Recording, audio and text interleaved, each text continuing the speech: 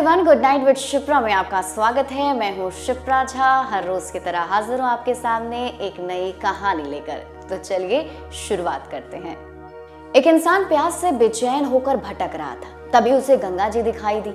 वो पानी पीने के लिए नदी की ओर तेजी से भागा, लेकिन नदी तट पर पहुंचने से पहले ही बेहोश होकर गिर गया। थोड़ी देर के बाद वहां एक सन्यासी पहुंचे।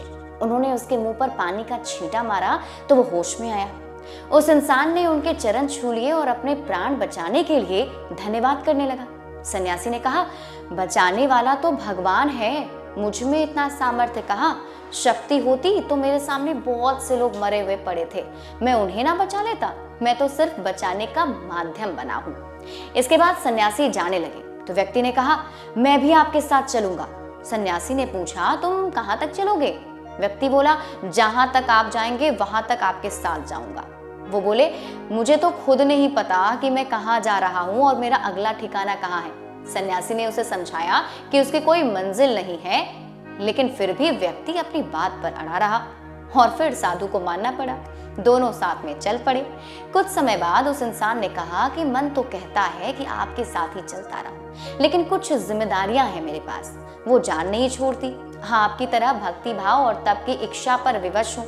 सन्यासी के पूछने पर उसने अपनी जिम्मेदारियां बतानी शुरू कर दी। उसने कहा, घर में कोई बीवी बच्चा नहीं है, एक पैतृक मकान है, उसमें पानी का कूप लगा है, छोटा बगीचा भी है। घर से जाता हूँ तो वो सूखने लगता है।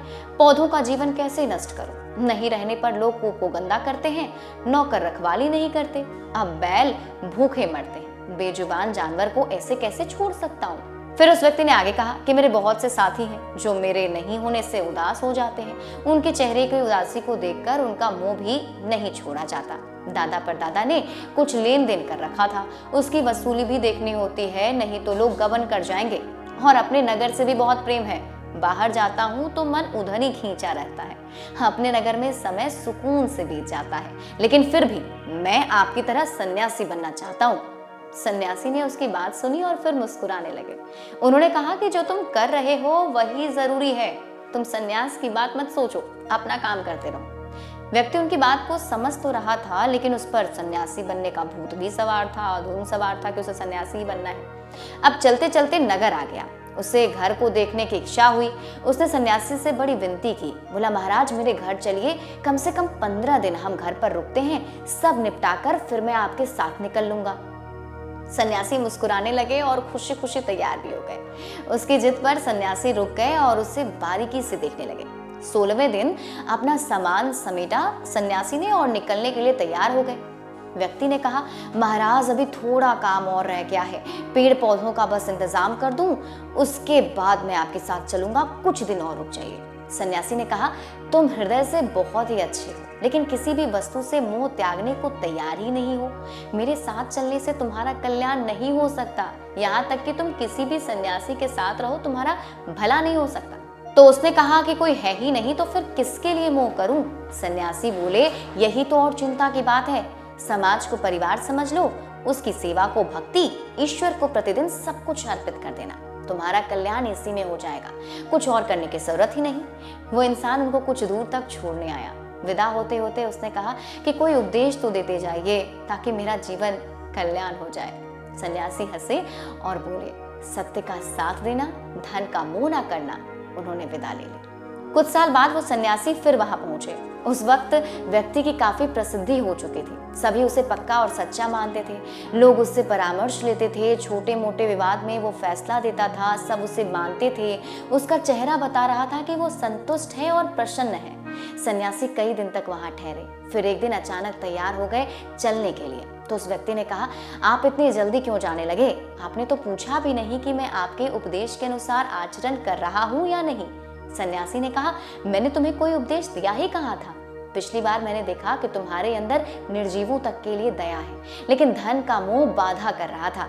वो मोह तुम्हें असत्य की ओर ले जाता था, हालांकि तुम्हें ग्लानि भी होती थी। तुम्हारा हृदय तो सन्यासी के लिए उर्वर था, बीज पहले से ही पड़े थे। मैंने तो बस बीजों में लग रही घुन के बारे में बता दिया, तुमने घुन हटा दी और फिर चमत्कार हो गया। सन्यास संसार को छोड़कर ही नहीं प्राप्त होता, अवगुणों का त्याग भी सन्यास है। इस कहानी से हमें ये शिक्षा मिलती है कि हम सब में उस व्यक्ति की तरह सद्गुण है जरूरत है उन्हें निखारने की, निखारने वाले की। अपने काम करने के तरीके में थोड़ा सा बदलाव करके आप चमत्कार कर सकते हैं। एक बदलाव आजमा कर देखिए। हर किसी से प्रेम से बोलिए। उनसे ज्यादा मीठा बोलेंगे तो वो आपकी सुनेंगे। आप में जो मधुरता आ जाएगी वो जीवन बदल देगी। कम से कम इसे एक बार आजमा कर जरूर देखिएगा, क्योंकि हम लोग अपनी जिंदगी में अपने टेंशन से और कुछ बुरा होने से इतने ज्यादा फ्रस्ट्रेट हो जाते हैं कि हमारी अच्छी चीजें जो है, जो हमारी गुड क्वालिटीज हैं, वो हम दूसरों को नहीं दिखा पाते। इसलिए अपने वाणी पर, अपने आप पर वो संयम बरतिए।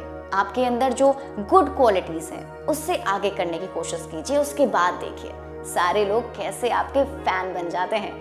कैसे लगी आज की कहानी मुझे कमेंट करके जरूर बताइएगा। ज्यादा अपडेट के लिए आपको जुड़े रहना है लाइव सीरीज के साथ। और अभी तक अगर आपने हमारा यूट्यूब चैनल सब्सक्राइब नहीं किया तो सब्सक्राइब कर लीजिए। ये वीडियो अगर आप फेसबुक पेज पर देख रहे हैं तो पेज को लाइक कीजिए। साथ ही साथ आप हमें ट्विटर पर फॉलो करना मत भूलिएगा। और गुड नाइट विद शिप्रा के और भी स्टोरी सुनने के लिए लाइव सीरीज के यूट्यूब चैनल पर जाइए, वहां सर्च कीजिए, आपको बहुत सारी कहानी मिलेगी। जाते जाते शिप्रा की ओर से गुड नाइट विशेस।